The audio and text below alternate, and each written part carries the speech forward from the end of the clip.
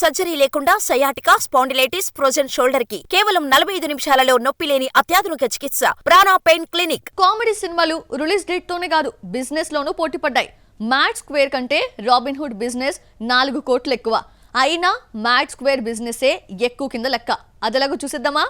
శుక్రవారం రిలీజ్ అవుతున్న Robin Hood mad square business లెక్కలు ఎలా ఉన్నాయో ఇప్పుడు చూద్దాం. ఈ నెల 28న నితిన్ రాబిన్హుడ్ తో వస్తున్నాడు. ఇదే రోజు మ్యాడ్ సీక్వెల్ మ్యాడ్ స్క్వేర్ కూడా బరిలోకి దిగుతోంది.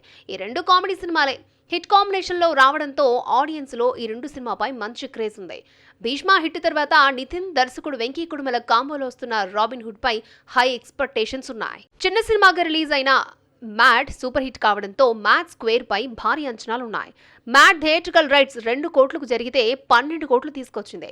ఈ హైప్ సీక్వెల్ బిజినెస్ కి ఉపయోగపడింది. మ్యాడ్ స్క్వేర్ థియేట్రికల్ రైట్స్ ను ఏకంగా 23 కోట్లకు అమ్మారు. నితిన్ మూవీ అంటే మినిమం 20 కోట్ల బిజినెస్ తో రిలీజ్ అవుతోంది. హిట్ కాంబో కావడంతో రాబిన్ హిట్ ను 27 కోట్లకు అమ్మారు. భీష్మను 21 కోట్లకు అమ్మితే 29 కోట్లు వచ్చింది.